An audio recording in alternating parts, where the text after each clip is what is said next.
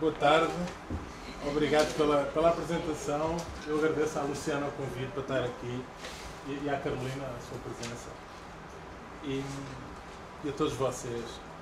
Em setembro de 2012, na cidade de Uppsala, na Suécia, eu fiz parte de um grupo de investigadores universitários e também legisladores e ligados às agências de segurança dos Estados Unidos e da Europa, que se reuniu para discutir. O tema era o terrorismo de lobos solitários e de células autónomas. E a mim pediram-me uma análise do movimento anarquista e sobre o potencial de violência e, eventualmente, de terrorismo nesses meios. E assim surgiu o meu interesse pela tática dos Black Blocs e pela sua filosofia. E longe estava eu de pensar que, pouco tempo depois, eu iria viver e trabalhar num país em que os Black Blocs passaram a ser comuns. E passaram a ser uma parte integrante das discussões na mídia, na sociedade civil em geral. Todos têm uma opinião sobre Black Blocs. E foi, de certa forma, o meu bem-vindo ao Brasil. E eu aqui neste auditório vou falar dos Black Blocs, dessa tática defensiva e ofensiva presente nas manifestações. Eu vou falar disso, destes Black Blocs, ou seja, daquilo que o Brasil conhece nas ruas, mas eu vou falar também para além disso. Eu vou falar também de guerrilhas urbanas que partilham da mesma filosofia dos Black Blocs, mas que o Brasil ainda desconhece. Este não é um tema fácil de falar. Não é um tema fácil de falar por vários motivos. E um deles é porque rapidamente se resvala para a politização e para o arremesso ideológico. Por um lado, acusa-se os Black Blocs de fascismo e rejeita-se a sua violência como destruidora da democracia. E por outro lado, fala-se em criminalização dos movimentos sociais e com a mesma intensidade rejeita-se a violência das autoridades como também ela destruidora da democracia. Democracia. A democracia é uma espécie de mãe sagrada que a todos acolhe, os filhos legítimos e os filhos ilegítimos. E no meio da indignação democrática, muitas vezes as tentativas de compreender este fenómeno ou são vistas como diabolização ou são vistas como legitimação. Eu prefiro agarrar-me à convicção que crítica com conhecimento é sempre o melhor caminho. E é com esse espírito que eu estou aqui hoje. O anarquismo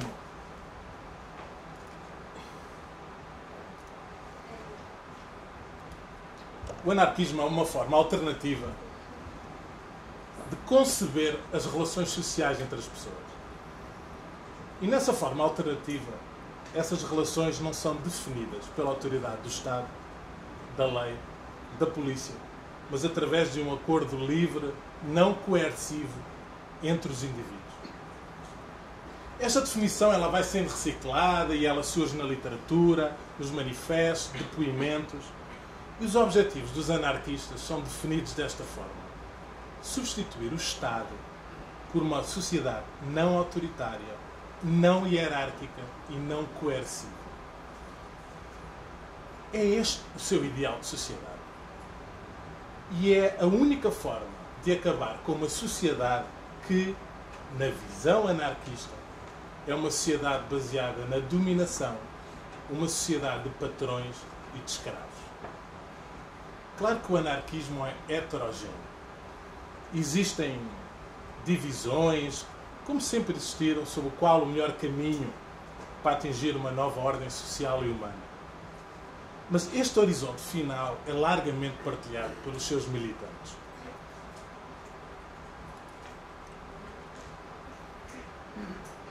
E à partida, o ideal último do anarquismo é de harmonia social e de paz. Mas é claro que desde sempre houve uma tensão entre a violência ou a não violência como um modo, como uma maneira de atingir essa meta final. E o que me interessa aqui é discutir o anarquismo no século XXI.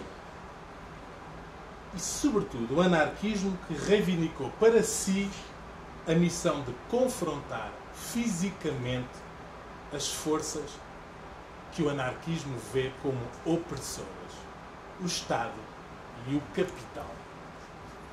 E que vê a violência como uma arma legítima contra a dominação, a hierarquia e o autoritarismo. E esse anarquismo chama-se anarquismo revolucionário ou de insurreição.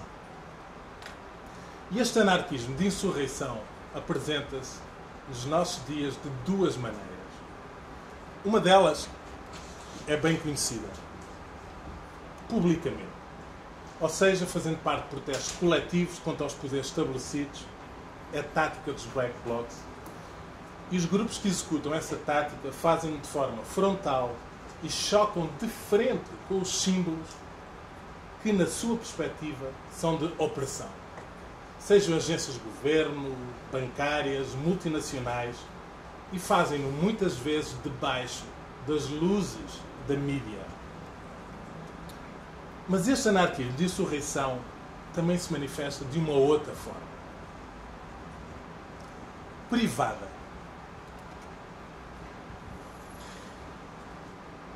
E esse anarquismo permanece escondido e opera através de atos de sabotagem e subversão, através de campanhas bombistas e de ataque a indivíduos.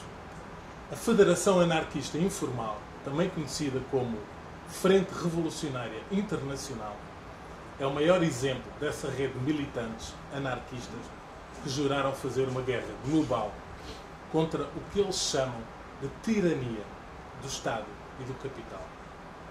A fronteira entre estes dois tipos de anarquismo não é rígida.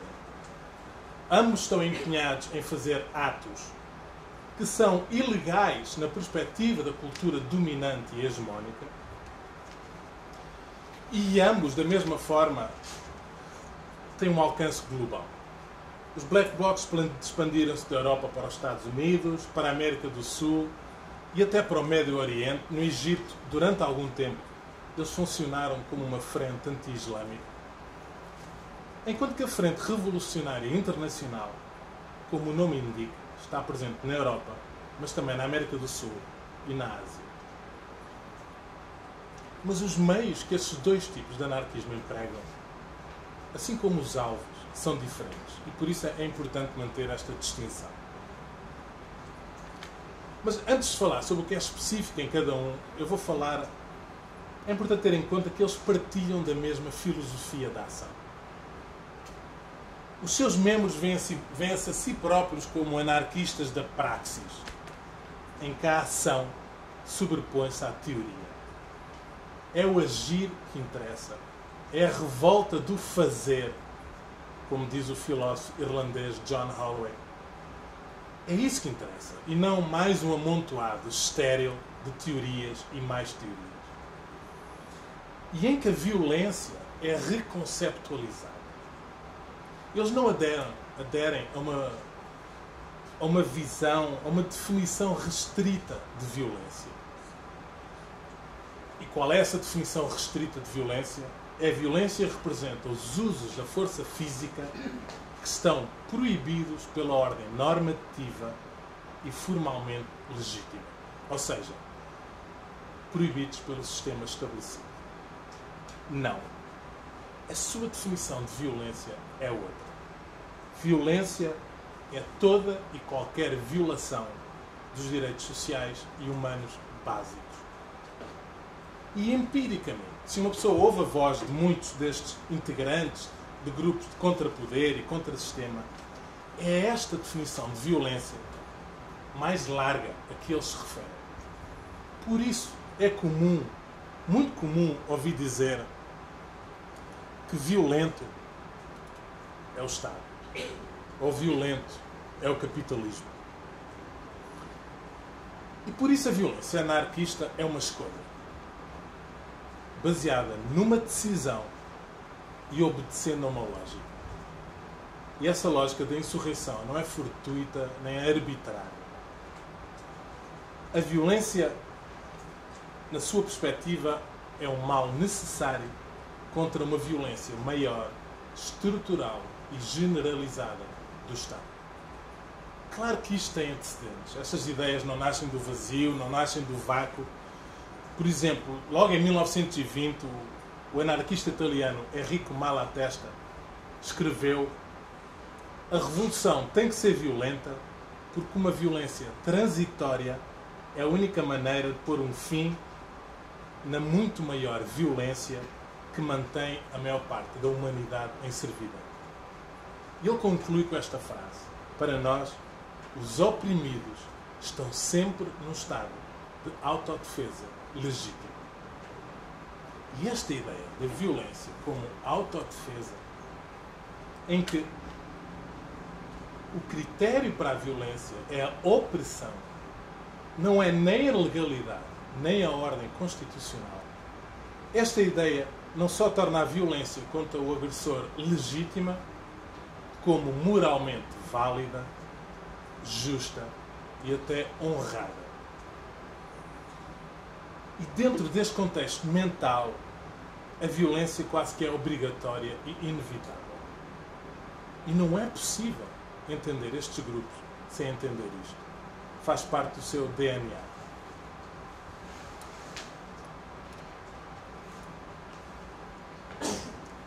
E o oposto desta filosofia é o pacifismo e a não-violência. Claro que esta visão da violência como algo libertador, emancipador, não é exclusivo do anarquismo de insurreição. Existe toda uma linha de pensamento de autores contemporâneos, porque é do século XXI que estamos a falar. Autores como Ward Churchill ou Derrick Jensen, autores muito citados de círculos anarquistas e de esquerda radical, que veem o pacifismo como uma patologia.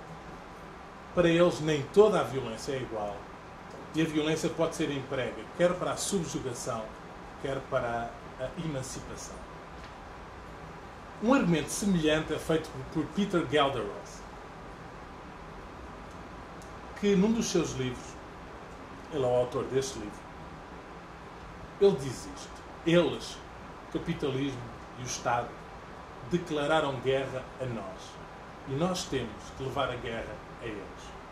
A questão essencial é saber qual a violência que nos assusta e que nos indigna mais.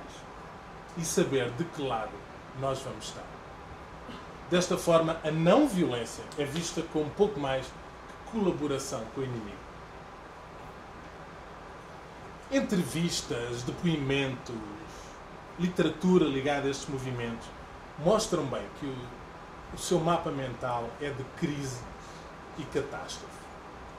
E existem coletivos, grupos difusos de indivíduos, redes, muito presentes na internet, que expressam bem esta visão.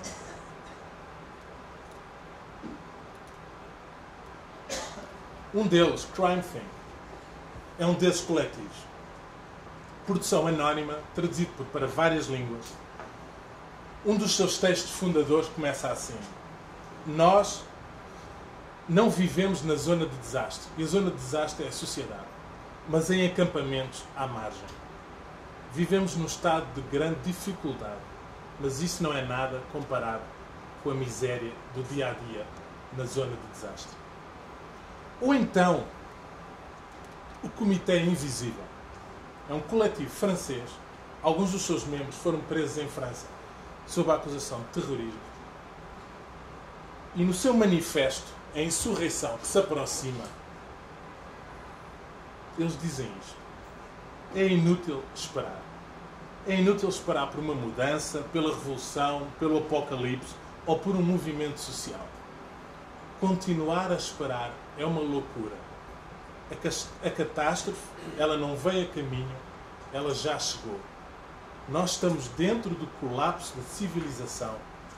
É dentro desta realidade que nós temos que escolher as barricadas. E não esperar significa, de uma maneira ou de outra, entrar numa lógica de insurreição. Ou seja, o que importa reter é que esta crise não é de circunstância, de conjuntura, ou dependente de boas ou más políticas, ou de mudanças cosméticas nos governos. A crise é estrutural, é uma crise de paradigma, de civilização. A raiz do mal na perspectiva destes grupos, é um sistema autoritário, explorador, que tem como símbolos máximos o Estado e o capital.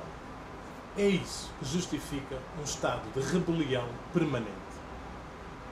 E é também essa a razão da sua intransigência, da sua aversão a compromissos com poderes que, em última análise, não são legítimos.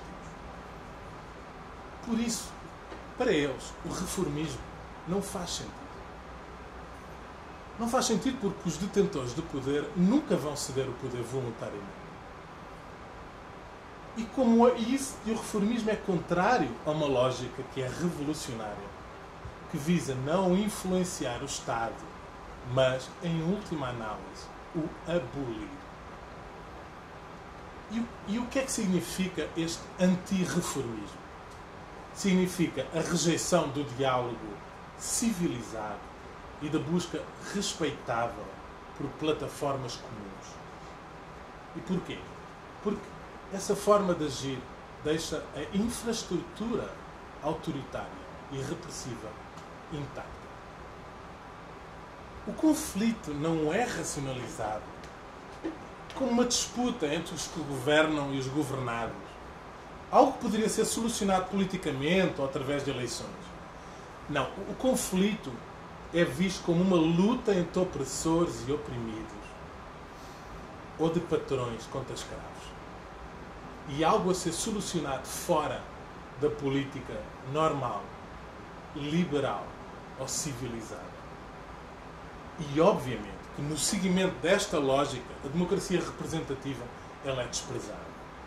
Ela é desprezada como um instrumento que uma minoria de príncipes usa para ter o controle sobre a esmagadora maioria da plebe.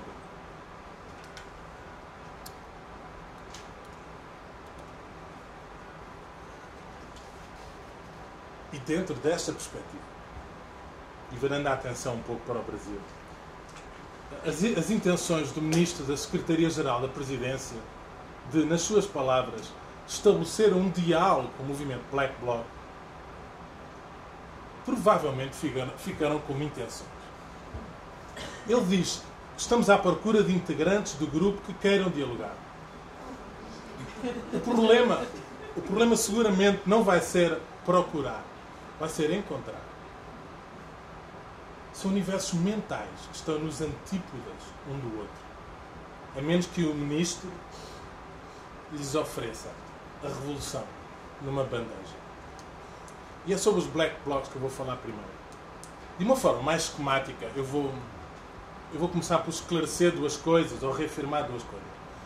Nós temos que ser rigorosos, temos que dizer que Black Blocs não são um grupo, nem são um movimento. Black Blocs são uma tática, e relativamente velha. Surgiu na Alemanha nos anos 70 como forma de defesa de espaços ocupados por diversos grupos.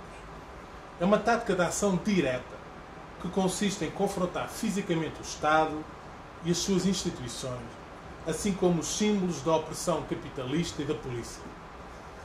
Polícia que é frequentemente descrita como os cães de guarda dos ricos e dos poderosos. E esta tática tem fins defensivos, defender manifestantes, impedir a sua prisão, mas também ofensivos, combate de rua, destruição, etc. Este é um ponto número 1. Bem, e quem é que faz parte dos Black Blocs? Aqui também é preciso sermos rigorosos. Os indivíduos que participam da tática dos Black Blocs, eles podem ter motivações diferentes. Existe heterogeneidade. Para alguns, existe o fascínio da ação, a excitação do confronto, da luta. E é isso que predomina, e não tanto ideais grandiosos de mudança da sociedade. E dessa forma, eles são menos politizados. Mas existem também aqueles que vão por rebeldia, por transgressão, por anticonformismo, porque vêm os amigos a irem, também querem participar, mas que eles não vão necessariamente para a destruição ou práticas ilegais e violentas. E em alguns casos também existem policiais à paisana, mas eu disso falo mais tarde. Ou seja, existe, portanto, uma mistura de motivações e sentimentos, o que não invalida a hipótese, confirmada por observação empírica, que grande parte dos participantes são de facto politizados e militantes. Dito isto, da mesma forma que a lógica da insurreição não é arbitrária, a formação dos Black Blocs como uma maneira de fazer guerra ao sistema também não é arbitrária. A preparação para o combate ela é pensada, ela é organizada. Existem manuais que são circulados internamente e que estabelecem as regras que os militantes devem seguir. É que não basta pôr um lenço na cara e andar a destruir montas para fazer parte de um Black Bloc. Eles são relativamente complexos e obedecem a regras de conduta.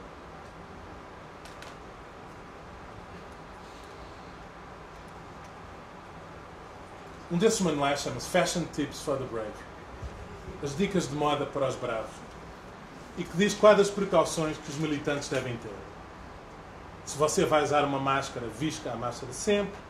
Vista diferente vestuário, para ter uma roupa diferente, para que você possa parecer um civil inocente depois da operação. Não deixe impressões digitais. Ponha luvas de tecido. Cabedal ou látex preserva as impressões digitais. Limpar com álcool todos os seus instrumentos, etc. Veja-se como existe uma grande preocupação com a segurança. E o manual acrescenta: tenha a certeza que você conhece e confia nas pessoas com as quais está a trabalhar. Esta questão da confiança é importante, porque é uma das razões com que geralmente os Black Blocs sejam organizados através de grupos de afinidade. Entre 5, 15, 20 pessoas. Grupos idealmente compostos por amigos ou pelo menos pessoas que conhecem o passado uma da outra e sentem confiança uma na outra. Mas a preparação para o combate também inclui o conhecimento da área, o planejamento de linhas de fuga, a existência de recursos legais, por exemplo, advogados, no caso de prisão, o uso de vigias e mensageiros para ajudar a localizar a polícia. E mesmo durante as ações, redes sociais são utilizadas, como Twitter ou WhatsApp. E nunca devemos esquecer que esta é uma guerra contra o Estado. E um outro manual chamado What is Security Culture? O que é a cultura de segurança? Mostra bem a preocupação de defender as células de ativistas da interferência, da infiltração e da espionagem por parte do Estado. E os militantes devem obedecer a níveis de segurança. Existem vários níveis de segurança. E no nível mais alto, que é o nível 1, é afirmado que apenas as pessoas que estão diretamente envolvidas na operação sabem da sua existência. Neste nível, não existe comunicação sobre a ação, exceto em pessoa, em locais distantes e num ambiente livre de vigilância. Veja-se como a comunicação pessoal, face a face, é vista como muito mais segura do que qualquer comunicação digital. Portanto, existe racionalização. Por que lutar? Contra quem? Existe organização para que a missão seja bem sucedida, mas também existe emoção. Eu estou a falar de benefícios emocionais e psicológicos que advêm da experiência de combate urbano. É uma espécie de efervescência coletiva, para usar a expressão do Durkheim, em que a ocupação das ruas, a destruição de propriedade e o confronto com os policiais são momentos em que os militantes experimentam um mundo virado ao contrário. Em que são eles, nem que seja por breves momentos, a terem o poder. Nesses momentos existe uma espécie de euforia contagiante. E são momentos de revitalização individual e coletiva. Esse catalisador emocional, ele não deve ser desvalorizado em muitas ações dos Black Blocs. E, finalmente, os Black Blocs, eles não são fixos, eles não são inalteráveis. Os momentos de combate são confusos, são imprevisíveis. Os combates urbanos não obedecem a regras limpas de combate, lineares. E muitas vezes o que se assiste é a fusão de grupos, em que no calor do combate outros indivíduos e grupos juntam-se aos Black Blocs. Por exemplo, na Europa ou nos Estados Unidos, é comum ver a presença de imigrantes ou minorias agindo com e ao lado dos integrantes dos Black Blocs. Ou mesmo indivíduos com outras motivações. Por exemplo, em Barcelona, em 2012, muitos independentistas, pessoas que querem a independência da Catalunha, juntaram-se aos Black Blocs. E aqui no Brasil, em algumas ocasiões, nós vimos jovens das periferias, das comunidades, moradores de rua, agir ao lado e paralelamente aos Black Blocs. Assiste-se na prática esta fusão de grupos, muitas vezes derivada da interação com a polícia. E para os mais militantes, essa fusão de grupos é o melhor dos mundos. E porquê? Porque significa a expansão do espírito e das práticas radicais pelas massas. Porque isso, na sua perspectiva, acentua o potencial revolucionário dos Black Blocs. Mas o que é um facto é que essa mistura de indivíduos e grupos acentua também as dinâmicas de resistência sem liderança dos Black Blocs.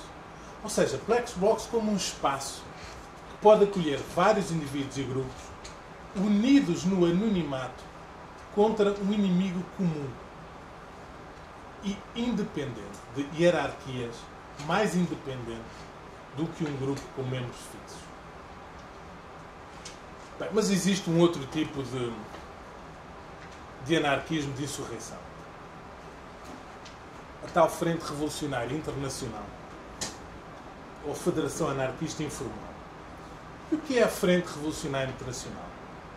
A Frente Revolucionária Internacional é uma rede horizontal, sem um comando central, e constituída por um grupo difuso de indivíduos e células dedicados a táticas clandestinas de guerrilha urbana e apelando a uma guerra revolucionária contra o Estado. E dessa guerra fazem parte atos regulares de sabotagem, ataques à bomba e também a indivíduos. A Frente Revolucionária Internacional é uma espécie de uma internacional negra de anarquistas. Esta frente é, acima de tudo, uma rede de apoio. Ou seja, partilha de crenças, solidariedade e até explica os meios, os instrumentos com os quais se deve atacar as infraestruturas do sistema. Mas cada indivíduo e cada célula escolhe o seu alvo de acordo com as circunstâncias locais ou nacionais.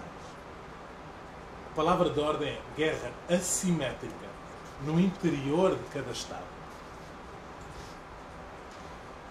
E no início do século XXI, com a bênção da frente, um número razoável de ataques foram levados a cabo em países europeus, na América do Sul, no México, no Chile e no Sudeste Asiático, como na Indonésia. A maior inspiração para a formação desta frente é um grupo anarquista grego chamado a Conspiração das Células de Fogo, que desde 2008 lançou um ataque coordenado contra o Estado grego e contra a sociedade capitalista. Os seus comunicados são disseminados por toda a internet, são traduzidos em várias línguas. Eles autodescrevem-se como nihilistas e dedicados a uma insurreição que não espera. É uma insurreição que não espera por nenhuma classe social ou pelo despertar das massas para lançar os seus ataques. As massas são descritas como apáticas e anestesiadas pelo espetáculo e pelo consumismo, por isso eles também chegaram a atacar shoppings, e das massas não há muito a esperar. Muitos dos seus membros foram ao longo dos anos presos, mas mesmo presos eles têm sido fortes apoiantes desta frente. E eles tornam claro duas coisas. Primeiro, é a necessidade de divulgar manuais para levar a cabo a tal guerra assimétrica. A transmissão de conhecimentos e experiências para o fabrico de instrumentos incendiários, explosivos, cartas de bombas, etc.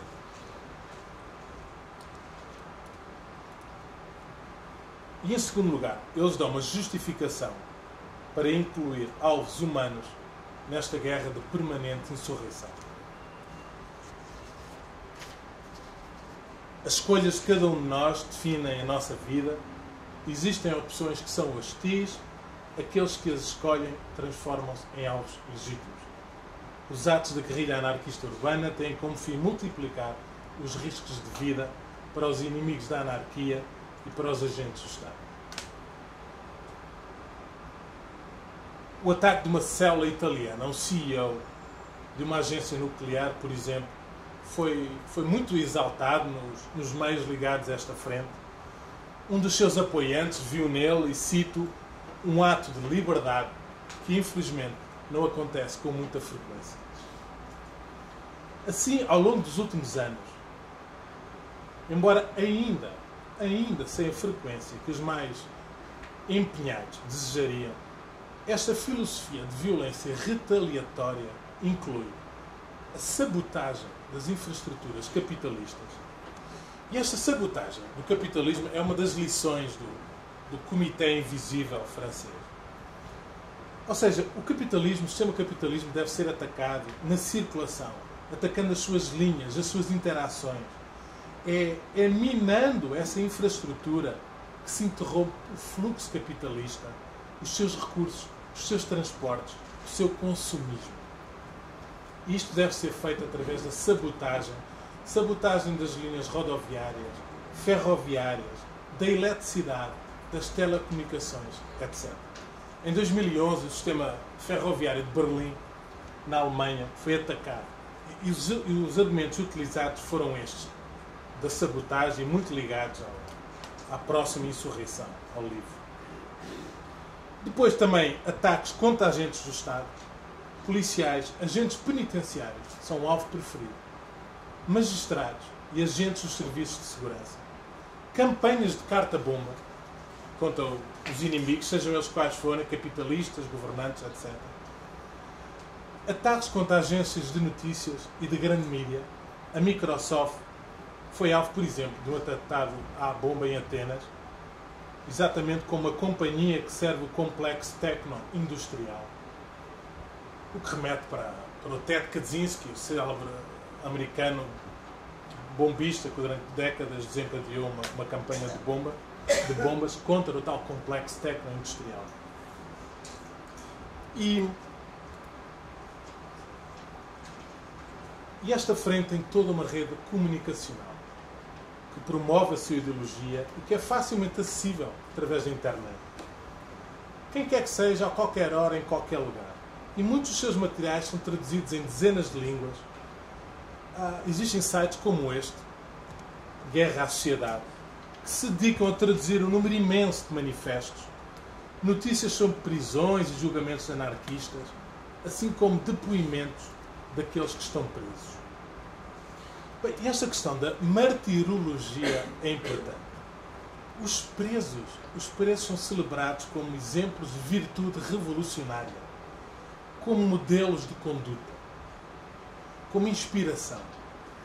Por isso, cada ação militante, cada atentado à bomba, cada ataque, geralmente é dedicado aos camaradas que estão atrás das grades. Ora, como é que os Black Blocs e as guerrilhas urbanas se inserem dentro desta questão do terrorismo e do contra-terrorismo?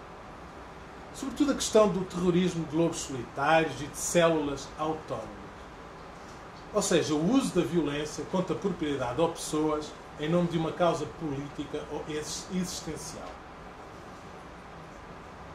E é feito por grupos ou indivíduos, grupos pequenos, de uma forma autónoma e sem estarem ligados a um comando central. Bem, de uma forma liminar, o segundo tipo de insurreição, ligado à Frente Revolucionária Internacional, insere-se dentro desta descrição de terrorismo. E é dessa forma que os Estados têm lidado com os seus militantes, em vários países. Já relativamente aos Black Blocs, a questão complica-se e não existe consenso, nem a nível estatal. E a discussão no Brasil revela isso mesmo. Exatamente porque se inserem em protestos de massas, que depois evoluem para episódios de destruição e confronto com a polícia, a sua ação tende a ser enquadrada no radicalismo, no vandalismo, na baderna. E daí o debate, e daí a dúvida se eles devem ser integrados nas leis comuns, no chamado crime de desordem ou contra a paz pública, e não no contra-terrorismo. Mas o que me interessa aqui a discutir é a questão da radicalização política e da sua potencial ligação com a violência política e com o terrorismo. Bem, este terrorismo dos chamados lobos solitários é cada vez mais visto como um problema para as agências de segurança. Há até quem diga que esta é uma nova forma de fazer guerra no século XXI, como este autor americano deste livro. Porque são formas de combate horizontais, não obedecem a hierarquias, nem a organizações terroristas tradicionais. E a experiência mostra que lobos solitários são muito difíceis de detectar e apanham as autoridades de surpresa. Bem, e a atividade de lobos solitários e células autónomas tem a sustentá-la uma ideologia. E tem sido identificada a importância de ideologias que dão cobro, que dão abrigo a estas atividades. Porque as ideologias podem aumentar a sensação do indivíduo que está envolvido numa guerra ideológica global, onde o seu papel é cada vez mais importante. Mas existe um problema. É que as ideias não são a mesma coisa que a ação. Uma pessoa pode ter crenças radicais, o que não significa automaticamente o seu envolvimento em atos violentos. Ou seja, uma pessoa pode ser ativista, pode participar em marchas ilegais ou ocupações, sem que o seu radicalismo seja violento ou muito menos terrorista. Uma pessoa pode ser radical. E radical aqui significa rejeitar o status quo, mas não necessariamente de uma forma violenta. Duas pessoas podem ter a mesma origem, ler os mesmos livros, falar com as mesmas pessoas, experimentar as mesmas situações e radicalizarem-se de uma forma diferente, violenta ou não violenta. Ou seja, é importante, e isso mostra a importância de olharmos para a biografia dos militantes. Que a radicalização é um processo de socialização, é algo gradual. No caso da radicalização violenta, é um processo no qual o indivíduo aprende a ser violento. Também é uma aprendizagem. Portanto, estudos empíricos dizem-nos que a existência de uma ideologia é uma condição necessária, mas não é suficiente para explicar atos terroristas de lobos solitários e células autónomas. Existe um livro chamado Friction. Foi um estudo feito nos Estados Unidos sobre radicalização e terrorismo, em que o Clark Macaulay, ele várias vezes ao longo do livro diz: alguma coisa tem que acontecer. Alguma coisa tem que acontecer dentro do indivíduo para que aquilo que é fundamentalmente político, a rejeição da democracia representativa, dos partidos políticos ou de políticas públicas, se transforme em algo pessoal. Algo que atinge o indivíduo de tal forma, que o agrava de tal maneira, que faz com que ele sinta moralmente obrigado a agir. Ou seja, existe um fator psicológico em andamento dentro do próprio indivíduo. Até porque o autossacrifício por uma causa, boa ou má, o autossacrifício é raro. Nós conhecemos exemplos, claro, de autossacrifício. Mas o facto de nós os conhecermos é também sinal da sua exceção, da sua invulgaridade. Ora, uma das possíveis explicações é que uma potencial força motora desse tipo de ações é um nível invulgar de empatia. Empatia a um grupo. Esse seria o catalisador que faria a tal passagem do político, algo que afeta a todos, para o pessoal. Algo que afeta, sobretudo, a mim. Mas também aqui, eu vou entrar na última parte aqui da minha conversa com vocês. Também aqui, neste processo de radicalização, existe um processo de interação também com o Estado. Os mecanismos de radicalização também são reativos. Tem a ver com vitimização. Os indivíduos têm a percepção de que eles, ou o grupo a que eles pertencem, estão a ser marginalizados ou atacados, em muitos casos pelo Estado ou por grupos que se apoderaram do Estado. Aliás, o exemplo dos mártires, dos presos nas prisões, pode servir como prova dessa perseguição. Particularmente desde o 11 de setembro, que os Estados, na América do Norte e na Europa, isso é bem claro, intensificaram o monitoramento e os mecanismos repressivos policiais e jurídicos de grupos vistos como extremistas. Três coisas. Alargou-se o conceito de terrorismo, que passou a incluir a destruição de propriedade privada. Aliás, o projeto de lei em discussão neste momento no Senado brasileiro sobre o crime de terrorismo contempla o chamado terrorismo contra a coisa, número 1. Número 2, as sentenças passaram a ser muito mais pesadas. Se uma pessoa nos Estados Unidos é presa sob a acusação de terrorismo, bem, pode dizer adeus à vida, apanha 25, 30, 40, 50 anos de prisão. Número 2. E número 3, os agentes de segurança passaram a ter muito maior autonomia para lidar com as ameaças. Os anarquistas são um dos grupos atingidos. O FBI define anarquistas como criminosos à procura de uma ideologia para justificar as suas ações. E como estratégia de prevenção, a infiltração de grupos anarquistas tornou-se uma estratégia comum. Por exemplo, nos Estados Unidos, que é um caso que eu conheço relativamente mais de perto, nos últimos anos foram presos muitos anarquistas devido a ações de agentes infiltrados e receberam penas pesadas. E depois há aqui toda uma discussão, porque muitas vezes quando uma pessoa vai ver os documentos de tribunais, muitas vezes são os próprios agentes infiltrados que incitam ao delito. Há um caso célebre nos Estados Unidos de 3 anarquistas que foram presos porquê? Porque iam dentro de uma van com um agente infiltrado do FBI.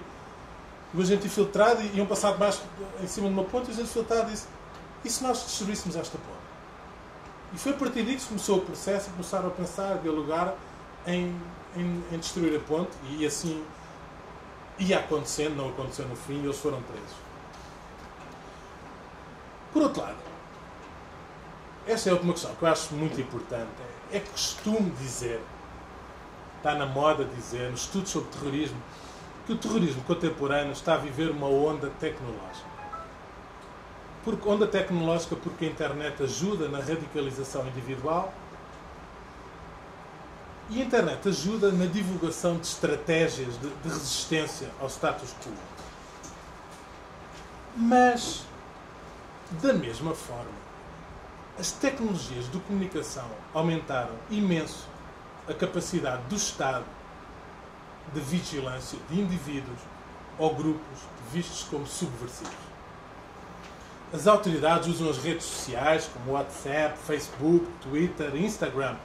São intensamente monitorados pela polícia para identificar os indivíduos vistos como violentos e encontrar as provas de crimes.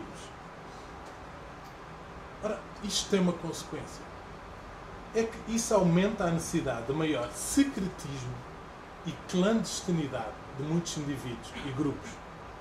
E exatamente para escapar a um Estado que tudo vê e tudo controla, eles desligam-se das redes sociais, desligam-se do digital e desligam-se da tecnologia. E como nos bons velhos tempos, é a comunicação face a face que verdadeiramente conta. Ora, e nesses ambientes de células subversivas, clandestinas, nós podemos deduzir, podemos pensar que a radicalização é acelerada.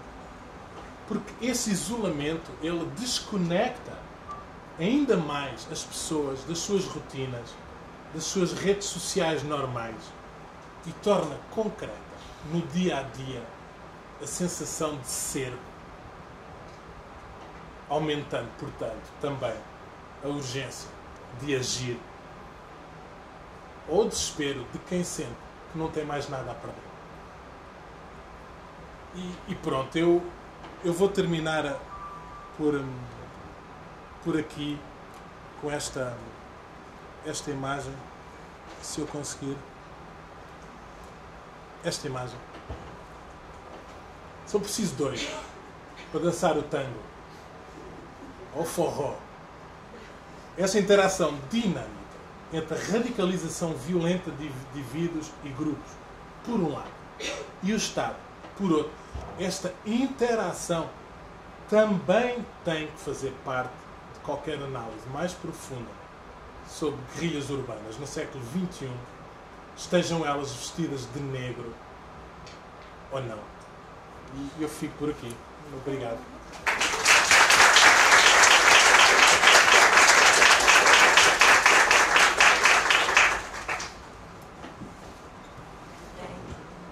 Eu queria agradecer pela palestra dele, que é muito esclarecedora. Importante ressaltar que o tema, né, dos Black Blocs, no caso aqui, não foi especificamente só sobre Black Blocs, sobre o anarquismo e as formas de resistência atuais. É um tema muito atual, que ainda está muito em pauta, e por isso acho que todas as análises ainda estão um pouco experimentais. É muito comum que sempre que se fale disso surjam debates bastante acalorados, porque há muito pouco consenso ainda construído como abordar esse tipo de questão. E eu aqui vou fazer, logicamente, fazer a proteção dos elogios, mas vou fazer também um pouco de papel de advogado do diabo, levantar algumas questões, porque todo mundo gosta de um debate, eu acho que é essa a intenção. Primeiro, eu queria elogiar, né, essa excelente revisão bibliográfica que o João Pedro fez sobre o tema. É uma descrição muito cuidadosa. No caso, estou me referindo muito ao texto que você publicou no final do ano passado, Em janeiro deste ano, sim. em janeiro deste ano, sobre os Black Blocs, que na verdade muita coisa que você disse hoje explicou melhor até o texto e tem uma diferença. O texto não é exatamente. Mas eu me baseei, né, na hora de preparar, fala muito mais no texto propriamente do que na fala de hoje. Mas o texto apresenta uma revisão bibliográfica muito boa e uma descrição da tática Black Bloc muito cuidadosa, né? Que eu acho importante que você deu crédito ao modo como os próprios adeptos da tática definem seus modos organizacionais, suas medidas de segurança, seus objetivos políticos, evitando o que é muito comum de colocar palavras na boca dos outros, no sentido de dar pouco crédito a como eles estão se conceitualizando. Isso eu acho ótimo. E é também interessante, né, que muita gente está fazendo análises apressadas ou chamando os Black Blocs de grupo, que você tenha tido cuidado, né, de ressaltar a horizontalidade dos blocos e explicar, né, que eles formam a partir da aglomeração de pequenos grupos de afinidade, quando se trata de uma tática propriamente de uma organização. Mas tem um momento no artigo que você chega a comentar, não como sendo, mas algo que se diz por aí, né, que essa falta de liderança, de comando, seria muitas vezes um obstáculo à eficiência numa ocasião de confronto com instituições hierárquicas, organizadas, bem treinadas, como são as polícias, né, especialmente os batalhões mobilizados para a proteção de multidões. E ao mesmo tempo eu gostaria de lembrar, né, os trabalhos do Arkley Ronfeld, que até me surpreendeu, que você me citou, porque tem muito a ver com o seu trabalho, né, que é um relatório que eles escreveram para a Secretaria de Estado dos Estados Unidos, em que eles introduzem o conceito de net war, que traz, né, remete a uma mudança nas formas de tanto do crime organizado quanto do ativismo político, de uma maneira geral, ou seja, queria desde ativistas pela causa do meio ambiente até organizações terroristas de fundamentalismo islâmico, enfim, que estariam utilizando do esquema da network, uma organização descentralizada, novas formas de lutas, e o Arkley Ronfeld diz que pelas próximas 3 décadas seria um modelo de luta, né, mais que se paria, né, eles falam isso em 2001, logo após a Batalha de Seattle, com referência a algo que teria emergido em 1994 com o zapatismo em Chiapas, teria se consolidado, né, na Batalha de Seattle em 99, e que seria o modelo de luta nas próximas décadas. E é impressionante como realmente eu acho que essa profecia está se cumprindo, né, e as lutas estão cada vez mais descentralizadas, e esses autores ressaltam o quanto é difícil o trabalho de repressão do Estado, justamente pela falta de liderança, pela a estrutura rizomática, né, dessas organizações, torna muito difícil você buscar focos, né, como uma arborescência que permita você prender alguém, desarticular células, né, então se tornam alvos mais difíceis para a repressão. No artigo também, no momento em que você descreve também a repressão do Estado, achei que você foi também, assim como foi fiel a como os Black Blocs se representam, foi também muito fiel a como o Estado representa, a polícia propriamente dita, como ela entende a sua própria atuação.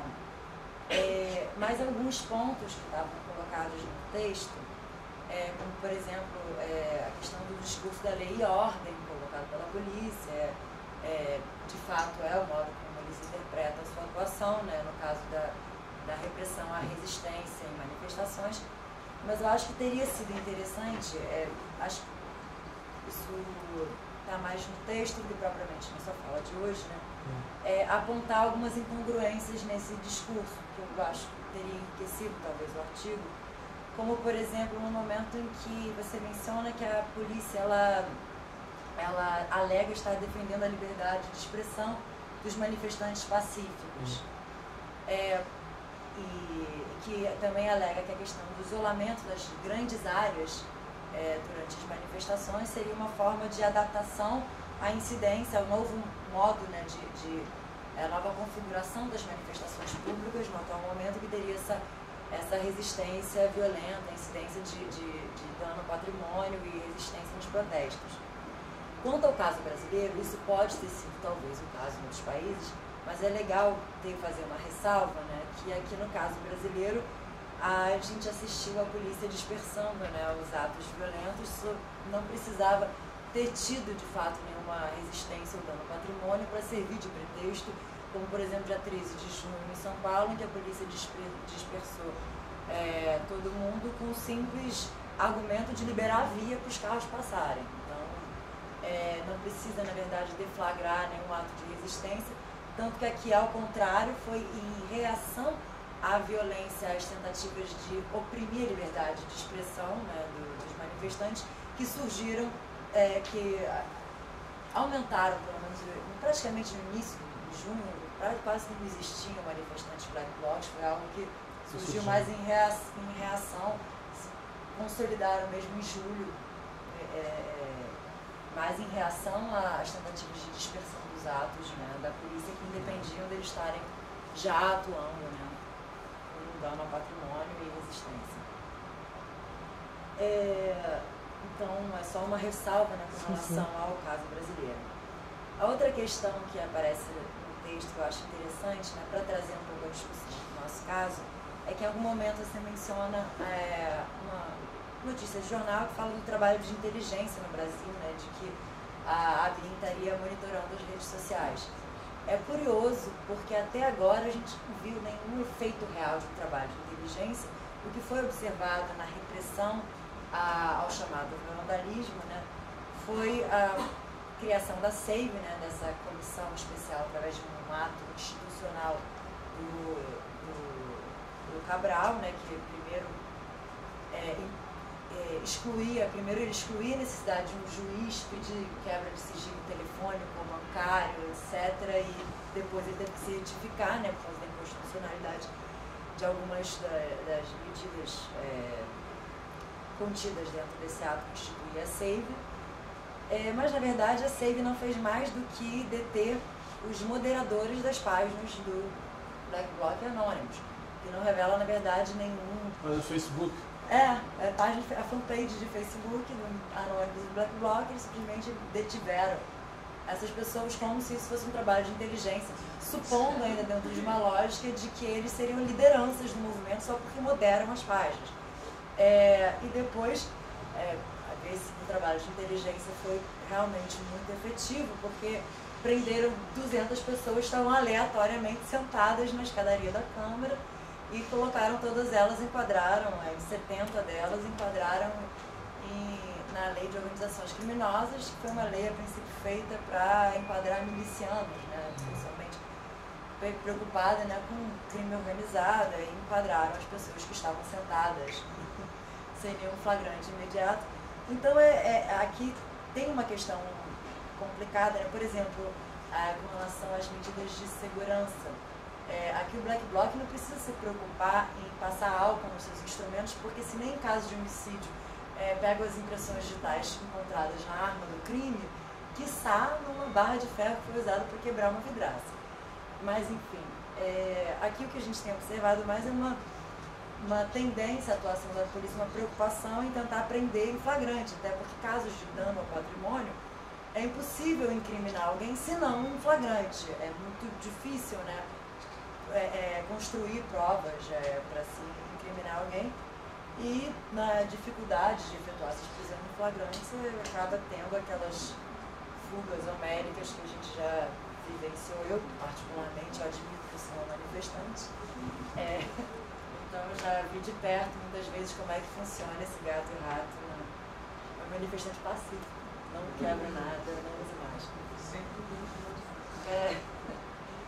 Agora, então eu acho interessante, né, talvez dar algum pano para a manga, investigar um pouco como é que funciona o tipo de investigação aqui onde a inteligência não é efetivamente usada, né? E as pessoas acabam sendo presas da forma mais arbitrária possível, porque não existiu nenhum empenho real em se produzir provas contra ninguém. Outro ponto, né, que é o ponto mais polêmico, que eu vou levantar a bola aqui para uma discussão, é acerca do seu argumento no texto sobre a questão da área cinza, né, e do terrorismo de lobo solitário, que é um tema que sempre vai levantar bastante questões, né? O seu argumento, né, através do texto, acho que hoje aqui ficou mais claro como está sendo construído, mas é de que a ideologia, né, que dá forma ao ativismo Black Bloc, ela envolve um culto à ação que concebe a violência como uma arma de transformação individual, se eu estou correto. E que a violência, embora você ressalte muito bem que ela pode ser construída de diversas formas, e hoje explicou muito bem as diferentes concepções em torno da violência, né? Mas que ela é vista, né, como um passo necessário à transformação de ativistas em pessoas capazes de mudar o mundo. E uma vez ressaltando os aspectos sedutores e excitantes dessa experiência de resistência e ação direta assertiva, você acaba dizendo que esse tipo de experiência, né, essas dinâmicas psicológicas, elas podem criar uma área cinza que poderia que torna as ações mais imprevisíveis e poderia dar aso a radicalizações individuais que talvez resultassem no terrorismo de grupo solitário. certo? E que, embora você ressalte, né, que a ideologia Black Bloc em si, né, não prega o terrorismo, faz uma questão de criar uma diferença entre o que está sendo praticado pela Frente Revolucionária Internacional e a tática Black Bloc, que está mais focada nos protestos e principalmente no ciclo, né, dos protestos anti-globalização, mais uma tática pontual em manifestações, né? Mas dá margem a interpretar que há uma possibilidade de radicalização individual, de leituras individuais em torno dessas ideologias, e que isso pode desembocar numa proliferação de empreendimentos individuais, né, de ações terroristas. Quanto a isso, é sempre bom tomar cuidado, especialmente no caso brasileiro, tem umas implicações políticas. É evidente, né, que sim, eu acho que muitas formas diferentes de abordagem sobre o mundo, não só o extremismo de esquerda, mas às vezes coisas muito mais pontuais, como experiência de bullying na escola, geram, né, ações que, enfim, de dano, enfim, de atentados contra a vida de outras pessoas, enfim, uma série de formas diferentes, né, que as trajetórias individuais acabam resultando nesse tipo de ação. Sim, sim. Mas, no caso, no momento político atual, é sempre perigoso, né, falar em terrorismo como se fala de Black Bloc, pelo fato da gente estar vivendo um momento de votação no Senado de uma lei antiterrorismo que corre o risco de criminalizar os movimentos sociais. Então, é bom sempre ter bastante cuidado. Eu acho que você foi até mais cuidadoso hoje nessa palestra que propriamente no texto, até porque provavelmente na ocasião da publicação ainda não estava existindo esse movimento atual de criminalização dos movimentos sociais através da lei de terrorismo.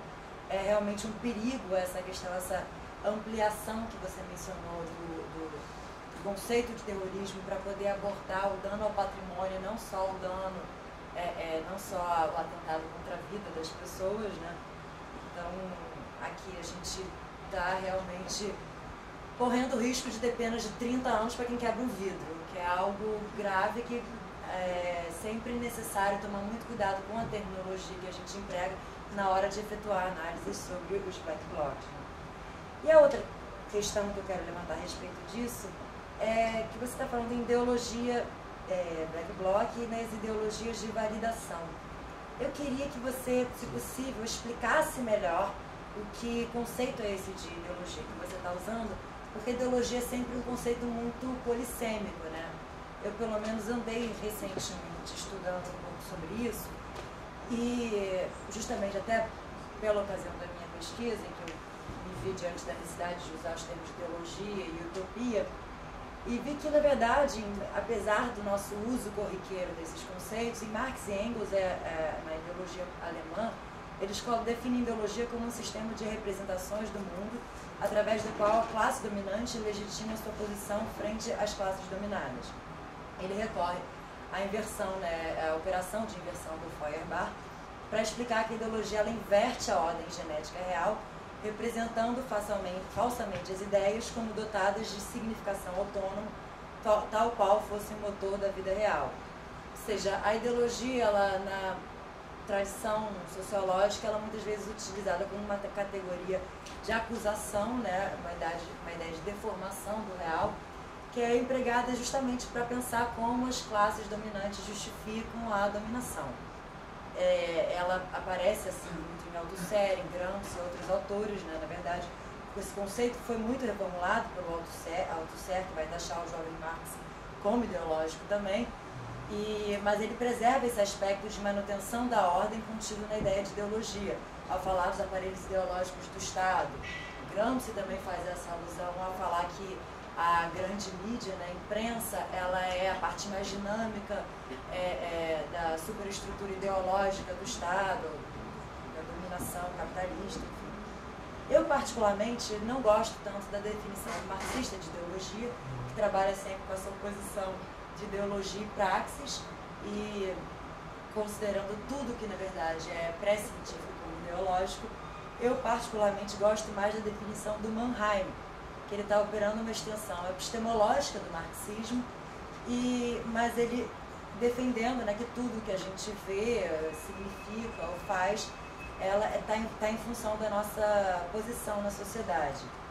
E o Mannheim, ele foi o primeiro autor a pensar ideologia e utopia dentro de um mesmo quadro comum, que é enfatizando a incongruência e discrepância, né, com a realidade, mas a ideologia seria sempre no sentido de manutenção da ordem e a utopia seria no intuito de confrontação do poder, ou seja, as características, a ideologia seria característica aos segmentos interessados em manter a ordem e a utopia seria característica aos segmentos interessados em mudar a ordem.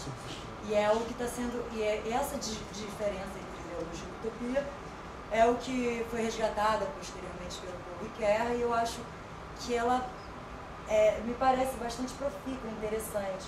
Ou seja, no caso, não seria mais interessante falar em utopia do que em ideologia quando se trata de grupos anarquistas, para só marcar uma diferença entre as ideologias que legitimam a ordem? É só uma sugestão mesmo de abordagem.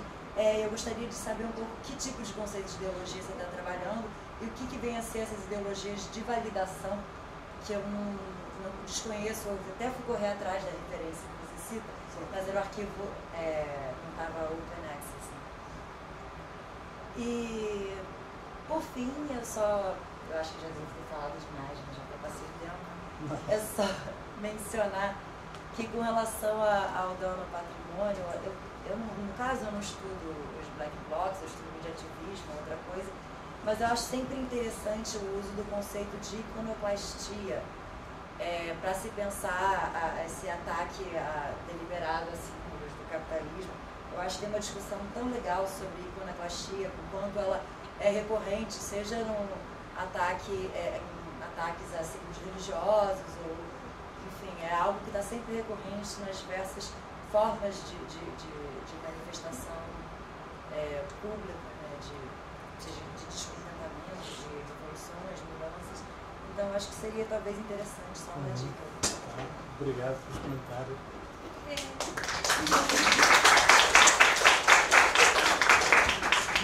Agora seria, eu tomei bastante tempo, eu não sei como é que a gente faz. Você quer responder agora ou abre para discussão primeiro, para ter mais comentários para você fazer? Podemos abrir para a discussão, não?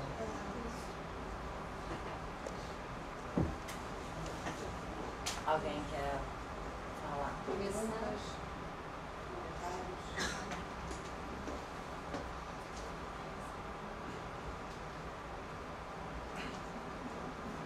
Você quer começar então a responder, talvez para as pessoas ficarem menos tímidas?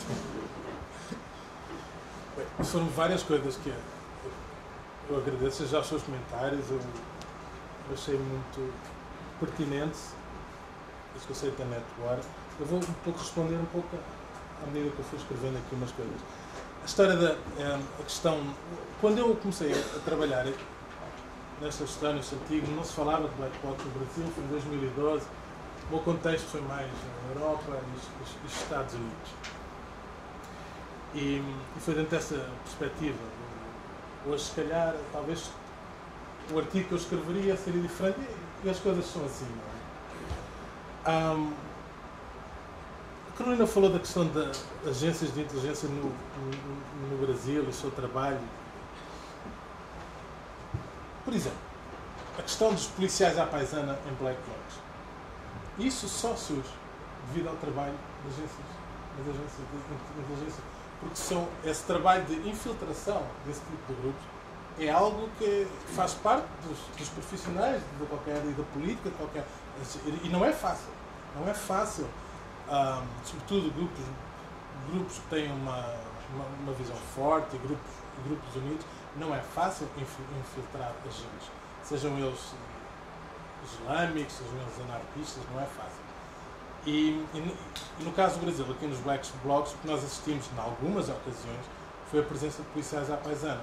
Isso é algo que é feito pelas agências de inteligência. Esse é um exemplo. Eu acho que ainda não, talvez daqui a um tempo surja, mas faz falta um estudo no Brasil sobre os black blocs, exatamente. Sobre como eles surgem, essa questão de que só a partir de julho e agosto é que eles começam a surgir os black blocs. É muito interessante. Porquê só a partir dessa altura? Isso tem a ver também com o que eu digo sobre a tal interação com as autoridades e com o Estado. Também esse dinamismo que importa realçar. E há algo mais que distingue black blocs aqui no Brasil. É que os black blocs noutros países, noutros contextos, sobretudo surgem naqueles, por exemplo, nas reuniões do G7, dos G21, em que há grandes aglomerados, em que são protestos de milhares e milhares de pessoas. Ou seja, é algo mais ligado a esse tipo de grandes protestos globais, como se costuma dizer. Aqui no Brasil estão ligados a protestos globais, mas não precisam de ser grandes protestos. Podem ser dezenas, centenas de pessoas que existem no black bloc. Eu acho que isto torna a natureza dos black blocs aqui no Brasil um pouco distinta. Eu acho que isso é uma avenida de investigação, digamos assim, que é muito interessante. No caso brasileiro, mais uma distinção. A questão do terrorismo, de lobos solitários, falou do bullying, pode ser uma questão. Essa é realmente isso é verdade, no sentido que, em muitos casos, estudos de lobos solitários, nota-se que geralmente houve algo que aconteceu, uma experiência traumática, algo na vida dessa pessoa, geralmente no passado, geralmente ligado à infância ou à adolescência, que depois poderá ou não ter efeitos posteriores. Quanto ao dano ao património, bem, para os anarquistas não é violência. Falamos com o John Zerzan, grandes teóricos, o Alfredo Bonanno, até nas ruas, destruir uma monta, destruir uma agência bancária, destruir um carro de polícia, não é violência. Violência é o que eles fazem às pessoas. Portanto, eles claramente distinguem isso, que a questão da... Porque aqui também nós entramos na tal questão do... Isto é uma guerra também discursiva. E a linguagem é poder. E o Estado tem o seu poder com a linguagem, mas os anarquistas também querem ter o seu poder, também se empenham nessa guerra discursiva e também reconceptualizam a palavra violência. Como reconceptualizam a palavra extremismo? Porquê? Porque extremismo, a palavra extremismo, dizer que um grupo é extremista ou uma pessoa é um extremista, é uma forma de tirar a legitimidade. É uma forma, eventualmente, de tirar a voz e é uma forma de ficar com menos um rival. Um rival ao poder, um rival seja onde quer que seja. Portanto, a questão da linguagem eu acho muito interessante. Eu no artigo não pude... Sabe como é que é? Os artigos uma pessoa não pode falar tudo. Um livro, geralmente, uma pessoa pode. Essa questão da network, a verdade, a Carolina tem razão. Eu não referi isso, podia ter referido. E tem muito a ver com este conceito de liderança sem resistência. Liderança sem resistência, que, curiosamente, é um conceito que surge da extrema-direita americana, dos anos 70. É essa a origem do conceito de resistência sem liderança. Exatamente porquê? Porque na altura a extrema-direita americana viu que não tem hipótese de confrontar o Estado de igual para igual. Não há. São derrotados, são exterminados. E qual é agora? Então, James Bean, que foi o teórico que veio com esse conceito, ele disse então vamos criar células independentes uma das outras que façam uma guerra assimétrica dentro dos Estados.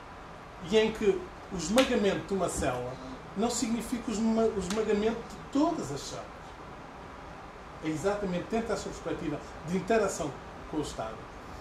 E inicialmente foi um conceito de extrema-direita americana que isso surge. Hoje em dia, nós, por exemplo, em Chicago eu vi black blocs nas ruas a gritarem: nós somos uma resistência sem liderança. Nós somos uma resistência sem liderança. Exatamente dentro dessa perspectiva. E, possivelmente, muitos nem sabem a origem exata desse conceito. Mas tem exatamente a ver com essa questão da assimetria. E porque é a forma que grupos menos poderosos encontram de lutar contra grupos mais poderosos. Quanto à questão, a polícia nos protestos. Bem, as autoridades, a polícia, fazem muitas coisas, por exemplo, nos grandes protestos, exatamente para tentar neutralizar a possibilidade de confronto e violência. Uma das coisas que fazem é uma guerra comunicacional, em que meses antes do evento, uma reunião de um partido, reunião do G7, reunião 21, da ONU, meses antes do evento, começam as autoridades começam a desenvolver a narrativa que os anarquistas vêm aí. Os anarquistas vêm aí. Na comunicação social, nas rádios, nas televisões, nos comunicados de imprensa. E o que é que isto cria? Isto cria aquilo que nos Estados Unidos chama-se the chilling effect nas pessoas. Em que as pessoas ficam com medo. As pessoas da própria comunidade ficam com medo do que vem aí. E as pessoas com medo, geralmente não... Pessoas que podiam contribuir ou colaborar com anarquistas nos protestos de rua, tendem a não colaborar, tendem a ficar para trás. Portanto, a polícia, as autoridades usam muito esse instrumento psicológico de criação desse fantasma dos anarquistas que vêm aí para neutralizar muitos protestos e, de alguma forma, isso tem tido algum sucesso. Porque, vamos lá ver, os black blocs em batalhas de rua, como aqui falamos, combates urbanos, tipo head-on, frente a frente, com a polícia militar fortemente armada, fortemente preparada e disciplinada, as possibilidades de sucesso de black blocs, por exemplo, nos Estados Unidos, não são muitas. Mas basta uma contrapartida, ou basta sair no mídia, porque a questão aqui é que existe uma mensagem que é simbólica. É mostrar, nem que seja por breves momentos ou através de uma simples imagem, que aquilo que parece invulnerável, o Estado, é vulnerável. Que aquilo que parece insuperável, o Estado, é superável. Porque mesmo que... Ou seja, e é uma mensagem para aqueles também que não estão a lutar, que não estão nas barricadas, que estão nas suas casas, que estão a fazer a sua vida. É uma mensagem, no fundo, de que é possível, eventualmente, num futuro talvez utópico, derrotar este Moloch. É possível. Existe uma dimensão simbólica nas ações dos Black Blocs e também nas ações da Frente Internacional Revolucionária que, a meu ver, é essencial para tentar compreender as suas ações. Porque essa questão de que eu ouvi dizer destruir uma montra, isso não destrói o capitalismo. Por que é que as pessoas fazem isso? Isso não deve ser visto apenas numa lógica utilitária e pragmática. Existe uma mensagem simbólica que está por detrás da destruição de uma montra. A questão da ideologia, eu não... Quer dizer, eu compreendo essa questão de ideologia. Eu não entrei por aí, já vem desde Marx, do Karl Mannheim. Eu tendi a ver a ideologia mais como a conceptualização do mundo, em que há um diagnóstico e em que há a tentativa de apresentar uma solução. É uma tentativa, é uma definição seguramente mais simples de ideologia, mas seguramente é um tema que nos pode levar muito mais além, porque tem a ver também com a utopia. E a utopia, que nós vemos hoje em dia em muitos movimentos sociais, a utopia deixou de ser uma palavra maldita. Era, no século XX, uma palavra maldita, porque era associada a sistemas totalitários que sabiam o que era melhor para o homem e levaram à morte milhões e milhões de seres humanos. Hoje em dia, a utopia é revalorizada outra vez. Utopia contra a ideia de que essa ideia liberal, capitalista, de que não há alternativa possível. E através da utopia, da tentativa de ver para além do possível e do existente, é uma espécie de horizonte que está outra vez a ser revalorizado em muitos movimentos sociais. O zapatismo, no início, foi exatamente isso. foi outra vez chegar aos telhados e lançar ao mundo a ideia, a boa nova, que a utopia está outra vez em marcha. Não sei se...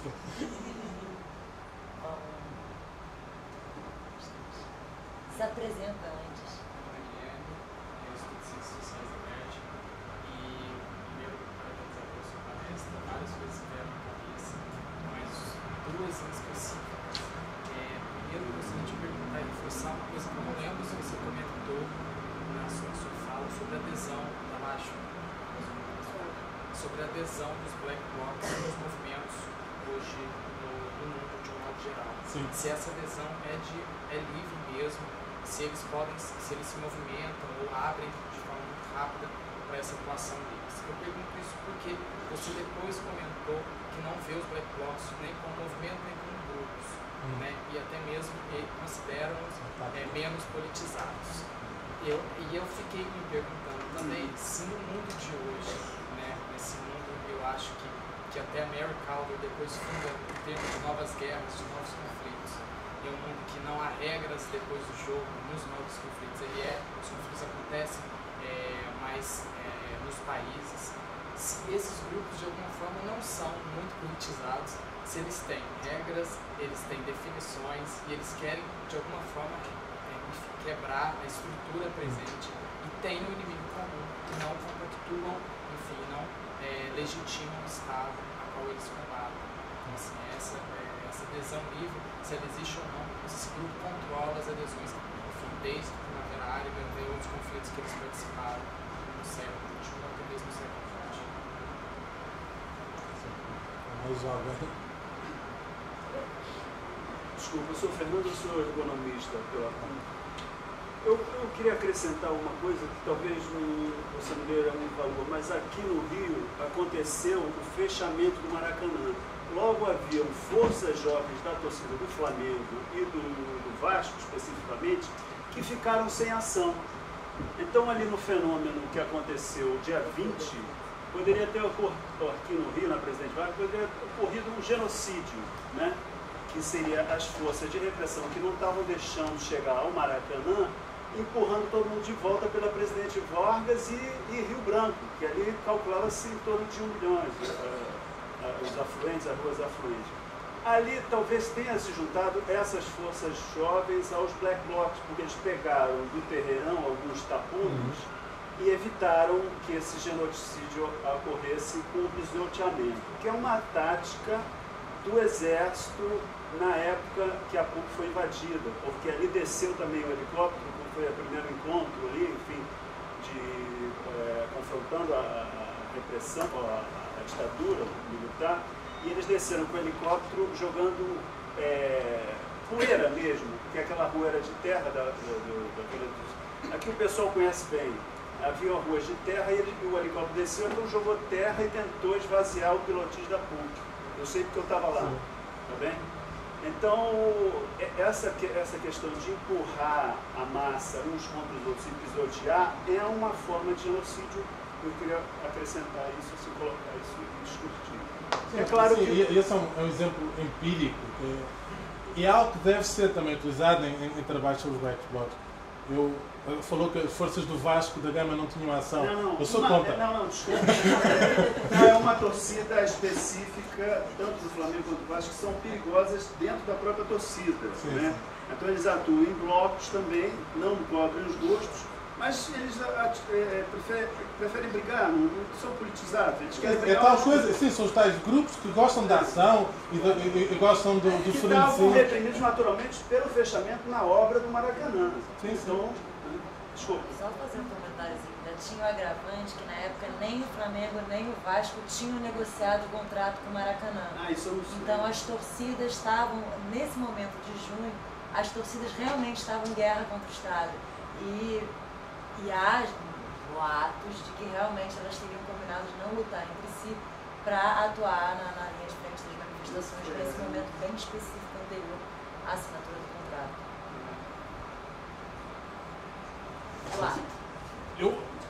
Questão dos... Se eu entendo... Só para também completar uma coisa também, no País Basco também tinha essa versão de de que o exército do País Basco, que estava separatista na época, em 80, ele atacava líderes do governo ou líderes da polícia, chefes de polícia mesmo, e esses eram os atentados atribuídos aos bascos. Eles se sentiam, a ETA, quando estourava uma bomba que morria civil, não era a ETA, me parece, não sei, era exatamente quando matavam os chefes de polícia. Aí sim eles assinavam e eram considerados invadidos pela ditadura Franco. O País Basco, né, sempre tem essa história de ter preservado a cultura e tudo, e tinha seu próprio exército. Então eles têm essa versão de a violência que você, né, falou, né, de ser exatamente o contrário, é o Estado que é violento, né? Assim como o Nietzsche também citava que o Estado é que é o mentiroso, lá é que mora a mentira, não é na família, né? Então, obrigado. Depois há a questão, o que é o Estado? Também é outra questão que podíamos levar muitas horas a discutir. O que é o Estado? Porque havia um anarquista no século XX que dizia que o Estado somos todos nós. E para acabarmos com o Estado, temos de ser nós a mudar primeiro. Todos nós temos a tentativa de dominar os outros, todos nós temos o desejo de dominação dentro de nós, ou o desejo de hierarquia. Portanto, tinha que haver primeiro uma limpeza espiritual, para então sim acabar com o Estado. Eu costumo, sim, depois eu falo dos black blocs. Não, se eu entendi bem o que estou a comentar, quando começou a Primavera Árabe, foi uma festa nos movimentos anarquistas. Na realidade, no contexto americano, eu acompanhei isso, e foi mesmo, foram aplaudidos, tornaram-se autênticos torcedores da Primavera Árabe. Porquê? Porque era exatamente vista, primeiro, como uma tática de ação direta, ocupação, e mostrava que era possível derrubar um governo, por mais despótico, controlador, autoritário e tirano que fosse. Ou seja, o exemplo da Primavera Árabe, para os anarquistas americanos e europeus, foi visto como um estímulo, como a tal mensagem simbólica de que é possível derrubar um governo assim, como foi o caso, por exemplo, no Egito. Inclusivamente, há uma célebre carta, facilmente podes ver isso na internet, dos black blocs americanos aos irmãos egípcios, aos black blocs egípcios, em que eles falam exatamente dessa interação, dessa interligação de lutas, em que eles dizem: nós estamos juntos, a vossa luta é a nossa luta. Portanto, existe essa solidariedade internacional negra, digamos assim. Sim. Luciana? Bom, em primeiro lugar, também queria parabenizar os outros pela palestra, a Carolina, pelos comentários. Acho que é muito interessante, exatamente o que você começou dizendo, é um fenômeno que acho que tem um interesse geral, sobretudo, me parece uma certa expectativa e um desejo de categorização, de entendimento, de análise, né, de um processo que eu acho que de uma maneira ou de outra toca a todos nós, né? Então achei muito interessante um pouco entender melhor essa descrição que você fez dos livros. Ao mesmo tempo me chamou a atenção alguns conceitos que você usa e que me remeteram para uma literatura totalmente distinta sobre grupos de honra no Mediterrâneo, né? Você comentou a questão da confiança, né? A questão de uma certa... Você usou essa palavra, eu acho que honra em algum momento, né? Códigos de honra. E, finalmente, vamos dizer, como um desenvolvimento posterior, a questão da recolocação do face a face, né? Que remete a todo um contexto historicamente muito anterior a esse, né? Esse contexto pós-moderno, né? Queria te perguntar, enfim, queria que se você pudesse avançar um pouquinho em relação a isso, a esses códigos, né? a essa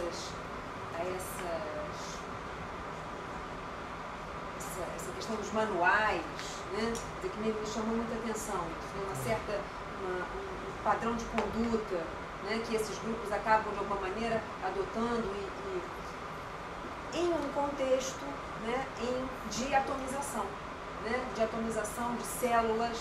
Quer dizer, me parece interessante coisas que tem uma tensão, um deslizamento aí entre essas coisas que me parecia interessante se você pudesse avançar um pouco mais. E te perguntar sobre a pesquisa, né? Como é que, se você teve contato direto, se você realizou entrevistas, né? Quando você fala das distintas motivações, né? Para além do aporte que a mídia e a literatura, né, trazem para esse tipo de análise, queria saber um pouquinho mais sobre a sua pesquisa. Tá bem. Eu queria fazer uma pergunta histórica para você, principalmente sobre a frente. Queria que você falasse um pouco mais.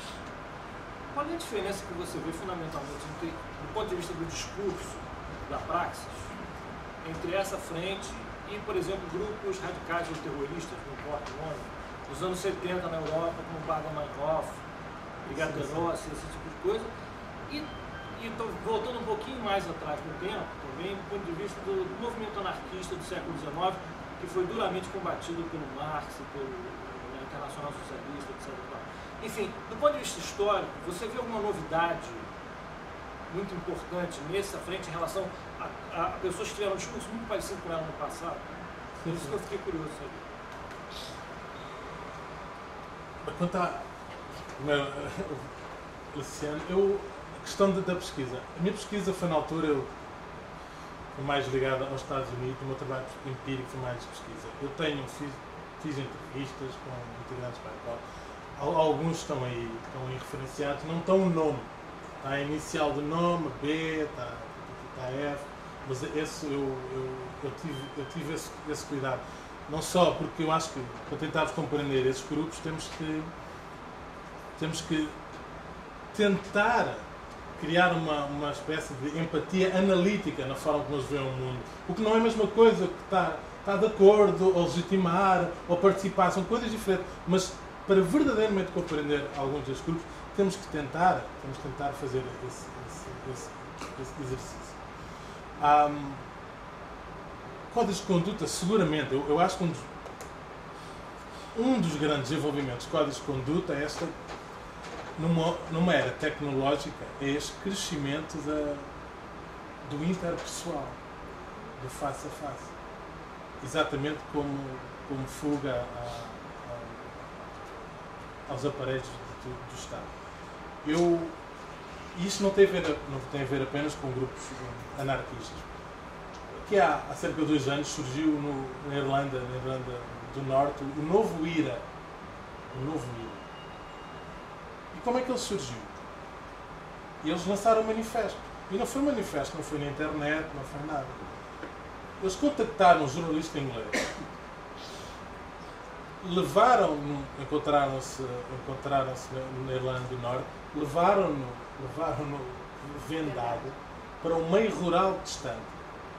Tiraram-lhe a venda, puseram-lhe um papel à frente, ele tinha que ler e decorar o que estava lá escrito, ele não podia registrar nada, e no fim queimaram o papel e levaram de volta o jornalista.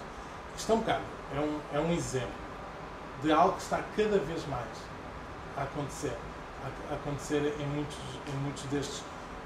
muitos grupos e movimentos de contrapoder e contra-sistema. A questão da honra que fala.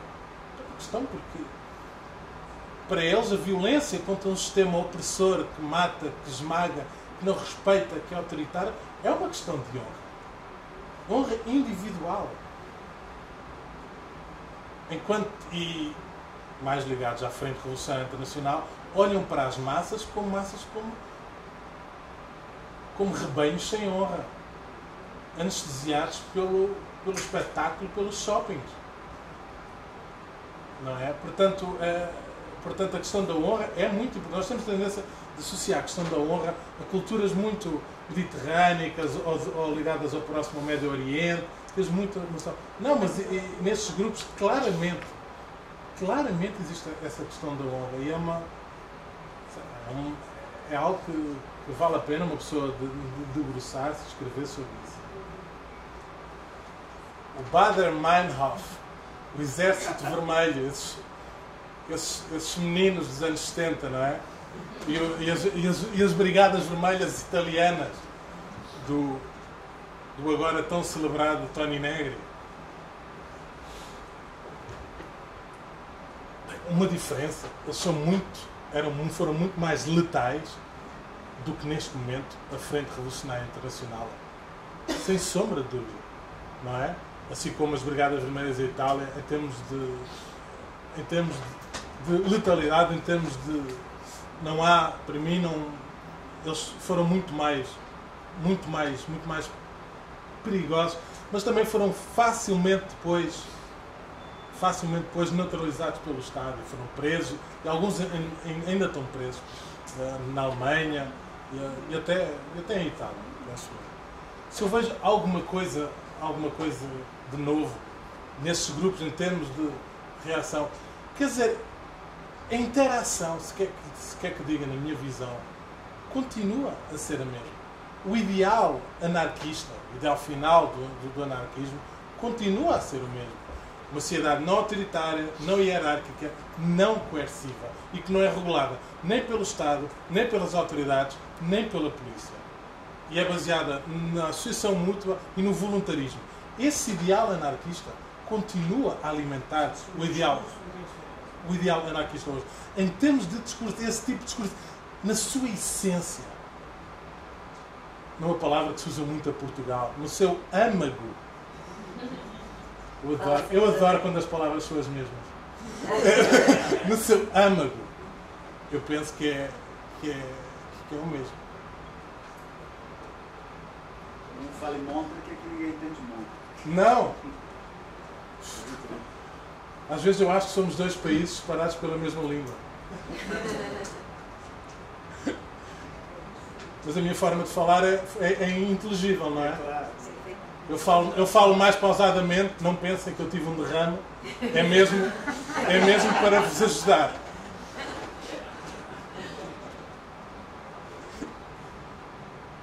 Então vamos encerrar, né? Agradecer muito. O prazer, obrigado.